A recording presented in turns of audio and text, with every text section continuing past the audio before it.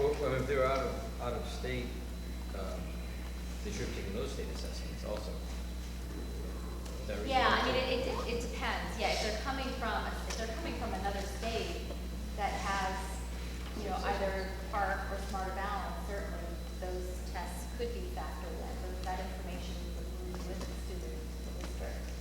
It's really, I think, more for the international students, Yeah. or for students who move here from states that don't have those assessments. Yeah, Yeah, we need to and address it. history, we had international students transfer Yeah. into the Yeah, district. yeah, no, it's an excellent point. So let's give Mr. Osborne a moment to think about that language, and then he can read it back to us.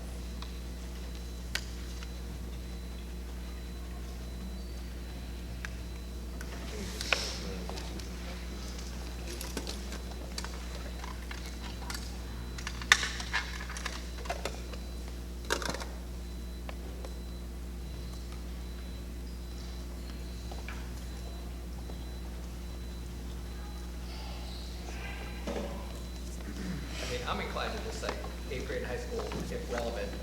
And I think the understanding though is that obviously if somebody's coming from a jurisdiction that doesn't have those kinds of tests, then we'll know. We're not gonna ding them because, they didn't attend school in a place that didn't have the, Right. And that's fine with me.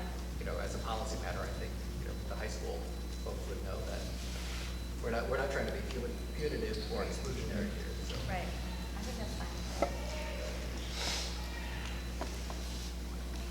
Okay?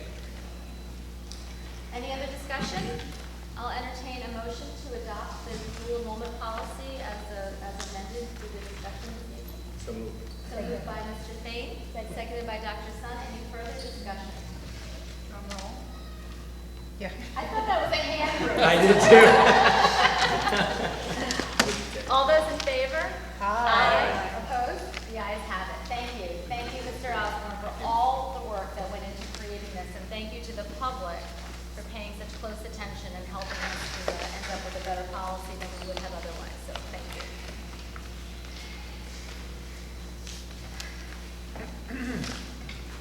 Okay, so that brings us to our advisory and subcommittee updates, and we will turn it back over to Mr. Osborne for an update on the Finance Committee. Okay, Finance Committee met, I don't have the date in front of me, within the last couple of weeks. The members have divided themselves up and are, for lack of a better term, they are becoming budget buddies with the various budget owners within the district. So members of the Finance Committee have been assigned to the high school, to Cole, each of the elementary schools, to the athletics program, to the buildings and grounds departments, the finance department, to kind of lend their expertise and sort of outside view of, so it's not just kind of an education-centric finance approach, but also just common practice and good budget sense. And so those discussions, I think, are now starting between some of the budget buddies. And so hopefully we'll have more informed and a more thoughtful budget process all the way through over the next few months. And we'll all be working together to help produce both good budget proposals coming into the calendar year. Great, thank you. Any questions for Mr. Osborne? Okay. We'll move on to Health and Wellness Committee and Mental Health Subcommittee updates. Both groups met the last week in September. Both groups conducted assessments at the end of the last school year. One primarily around nutrition and physical activity, and the other one a program assessment around mental health offerings in the district. The groups are using the results of those assessments to inform their work in the coming year. So really what we did with the first meeting of the school year was review the results of those assessments, because it kind of took us over the summer to finally put all that information in one place. So we did that, and we started to brainstorm goals for both of those groups for the coming year. And so I think what I will do is when we meet again and we finalize our goals for the coming year, I'll do a more detailed report with some of the highlights of the findings from the assessments that they conducted, and and then how those findings are informing the goals that they set this year. So I'll say more about that after the next time we meet, so probably not until the November, probably not until the November, because both of those groups will be meeting again after October 20th. So that's it for that. Any questions? That brings us to the East Greenwich Special Education Advisory Committee. I believe Patty Harwood is with us here this evening to give us an update. I know, it's a little strange here, but that'd be wonderful, actually. If you'd like to, if you have papers you'd like to put down, or you could just stand over here, but it would be great for us to all be able to see and hear you. Okay. So the Special Ed Advisory Committee met on September 22nd, and the best part about the meeting is we had a great turnout, like 20 people. We were bringing extra chairs, and it was really great for a busy month for everybody. I just want to quickly highlight actually what Brad Wilson news that he gave to us. Enrollment being way up for students receiving special services. And there's now a special educator in every grade at every school except at the high school. I think I have that right. So that's excellent news for the district. Autism is now officially, I guess, the #1 diagnosis category for students receiving special services in East Greenwich. And there will be sort of a larger group or larger numbers at the high school very soon, I'm assuming in the next year or two. And some implications of that is he expressed the need to look at the space at the high school, which is currently being used with many of the self-contained, or students in the self-contained classroom, which was the old home ec room at the high school, if people know it. And it really lacks any sensory or transition rooms. So they're going to be looking at hopefully redesigning and expanding that space, we're hoping. Something else that Brad reported in on, and I have a copy of it, the new transportation documentation form that I spoke about at a previous meeting was developed over the summer, and this form will be completed by parents and the IEP team at their meetings with vital information about students who ride the minibuses. So that's going to be really helpful for the bus drivers and monitors to have some information in hand about the students, especially if it could be a sub or a change. So that's really excellent that we got that going so quickly. The SEAC then reviewed, because we did have quite a few new people there, so we reviewed the general priorities for our committee. The first and foremost is advocating for the health and safety of the students. Second being sharing information and resources among parents, and we are planning to develop a listserv so that there will be some privacy with information that people are sharing to just our group, so people feel comfortable sharing information. And another big priority for our group is being able to pair the more seasoned parents with those parents who are new to the special services and or the schools in town. So pairing the seasoned parents with the new parents.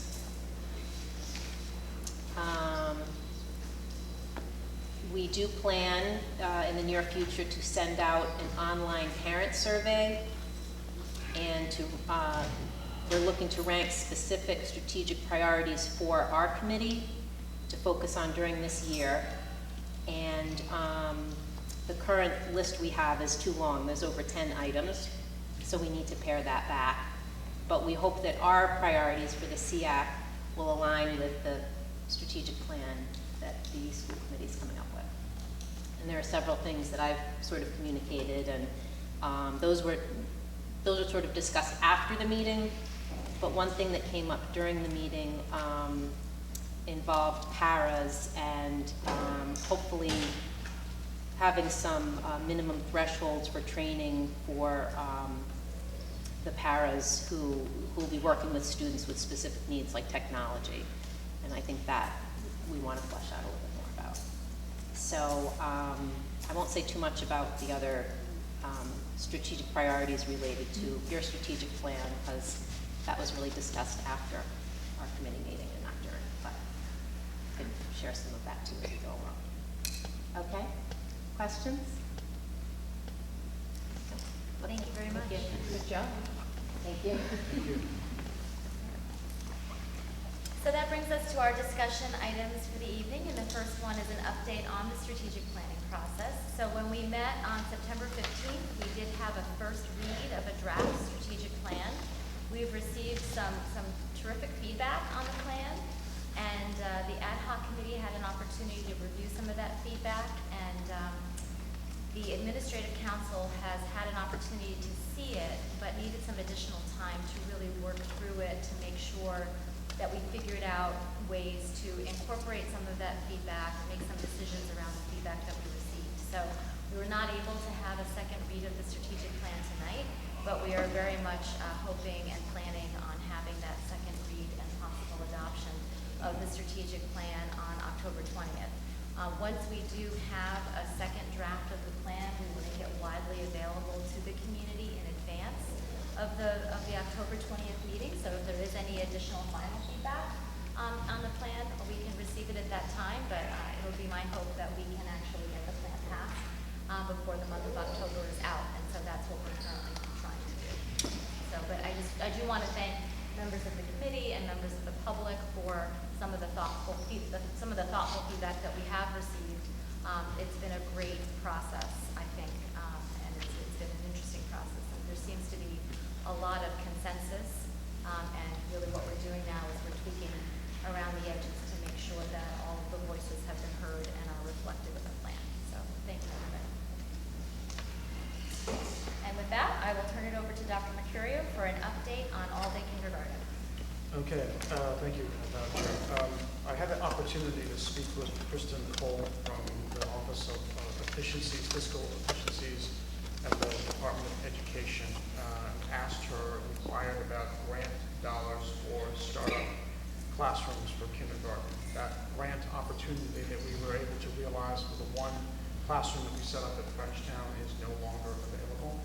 So any assumptions that we made in the prior last year in December for implementing kindergarten using any kind of grant money is over. So we were not able to realize that funding. So that's a not so great update from our friend Department of Education. I'm going to say something to the commissioner about that, but he's put it out. But at any rate, I did get my sweatshirt. I didn't ask that question. So, so as we go in, so and some of these pieces are interconnected. So the principals already started looking at what does all-day K look like in terms of staffing. To Mr. Osborne's point, when we met on the 24th of September and had our budget conversation and paired budget owners with members of the finance committee, the following meeting that I had with the administrative council, based on the conversation that we had with the finance committee, two major initiatives going forward are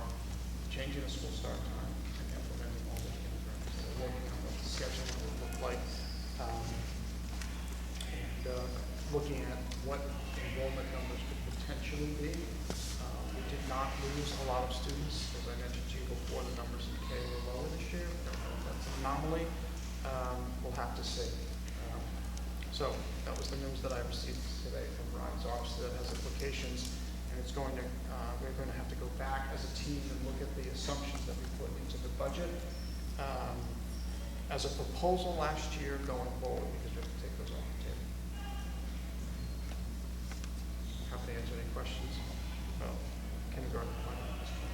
So I'm just wondering, Dr. Mercurio, if you think it would be worth it to go back to RIDE, to reach out to our representative and our senator. There is an additional legislative session that will be starting up in January and concluding in June to see if there's any way to get that put back in the budget, because we're not the only district who has been cut off from the support that other districts have received. And they're big districts. I mean, you're So- talking Cranston and Warren. And they are, they're not small, but the districts, larger districts, larger districts are not having the same issues that Right. we're having. They're not expanding, they're contracting. Right. So we're trying to do something while we're headed in one direction, while other people are headed in a different direction. So they're able to reallocate staff resources to do that. To your point, I think it's a very good one. What I would like to do is I would certainly like to reach out to our state representatives. I think it would be important for us to invite them to the conversation that we have to have by charter. The one I think we have queued up for November. It would be, I think, important for us to have Representative Giarrusso present and Senator G there. So they have I know they have a very good understanding of what we're grappling with because we've shared that before, but they need to know early and often that we're continuing to grapple with that. It's And they not- don't have the updates, so, Correct. yeah, so, okay. So the other thing, and I confess that I sort of have lost the thread a little bit of where we are on the actual staffing model for Albany. So I have a memory of a staffing model that was very robust in terms of being the same as the other grades, in terms of the itinerance, the music, the art, the enrichment, all that kind of stuff. And I also have a recollection, but I could be off, that not every district has such a staffing model in their all-day care. So I don't know if you would want to assign this to the budget process in terms of presenting a set of different staffing models, or some other kind of process. But I do think, given the financial situation we're likely to be in next year, that it behooves us to have a variety of staffing model choices for all day that we can pick from, knowing the trade-offs, the educational trade-offs. And that's why I think that those kinds of conversations have to be done within the context of aligning all of the elementary schools with the same start time, so we can see exactly what the itinerary schedules would be like. If you remember, one of the pieces that we talked about, if we used the same kinds of experiences for kids at K, I'll use a simple example. We would have to add staff in this building because we would be pulling out physical education teachers to be able to support kids K through 2 at Meadowbrook and Frenchtown. So we would need to juggle that. So, Well, I'm suggesting something different, I think, if I understand you. So I'm suggesting, and this is an educational and a policy issue. I'm suggesting that perhaps in kindergarten, the staffing is different in terms of what is provided, both in terms of para support and itinerants, et cetera. But the curriculum itself is different and doesn't necessarily merit the same level of staff as the upper grades do. That's what I'm getting at. and I would agree with you. I think we need to look at that within the context of what we have contractually in terms of preparation time for teachers across the board. That's a And make piece sure that- that we're balancing that as well. Yeah, it's a piece that people don't think about, is that the teachers that are not in the classroom when the itineraries are engaging in planning time that they need to have, that's contractually obligated, so it's, But to Dr. Kipper's point, one of the things that we did talk about in terms of model, that we utilize paraprofessionals in each one of those classes. yes. When Barrington did that, they went with interns, for lack of a better way of saying it. So I've actually reached out to Superintendent Masori, who's coming here to kind of do a double whammy. He's coming to this middle school, he's coming to Cole to look at the school. I'm going to pick his brain about how that actually worked in the district for him, or not. And I would, I think it behooves us to all become better educated about in what ways the K curriculum differs from an upper grade curriculum, because I'm just going to assume that it's not the same. And maybe I'm wrong, but I'm going to assume that a K curriculum doesn't exactly mirror something that's happening in second, third, or fourth grade in terms of variety, depth, et cetera. Yep. So, Could we maybe get the ad hoc committee back together again with some of those? Because we did look at a lot of those issues. I have no problem getting them back together. I would like to continue to use the admin council, look at what the staffing level, Right. minimum staffing levels would be first before we start to make some, to Dr. Kipper's point, some policy decisions about how we're going to support that instructional Right. program. So, but on that ad hoc, we have the two, We do. the important people They there. cannot have enough meetings with me.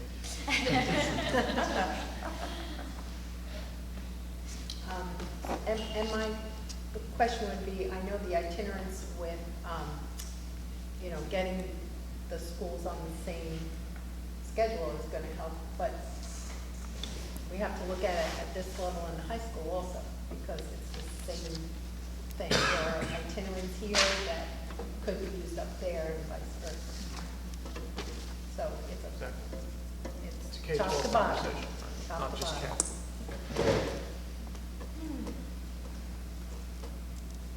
But the strategic plan is gonna take care of all of that. Somehow. Anything else, Dr. Mercurio? Yeah, we'll start with, nothing with K. Nothing else, okay? All right, let's move on to start things. Okay, Mr. Babson and I met with Dr. Shockey yesterday to plan the distribution of a survey for middle and high school students. I mentioned to you before that Dr. Shockey was looking at doing a before we changed the start time and after. Originally, the survey was going to be disseminated to students in the fall. After our conversation yesterday, and looking at the system that Dr. Sharkey wanted to utilize to be able to push the survey out, and some of the logistics associated with things on the research end and things on our end, we decided it was probably going to be best to push that off and do it in February. We have some concerns about databases. The survey would be pushed out to students through emails, EPST emails here, and we have some concerns, I have some concerns, as does Mr. Babson, that we want to make sure we don't want any access to student information. It would just be their email addresses, but that's student information that identifies kids. So we're trying to figure out what that could potentially look like so that we can administer the survey twice this coming February, and then a year later after we've implemented for X number of months to that point. So we did have a meeting yesterday with Dr. Sharkey, and actually Mr. Babson's been following up via email with several members of her staff to look at ways that we could do that. I think that research will be useful. In particular, and Dr. Sharkey has talked about this previously, not a lot has been done, I guess, nationally or internationally about focusing on middle school students. So it's an opportunity for us to look at a sample here. See how it goes.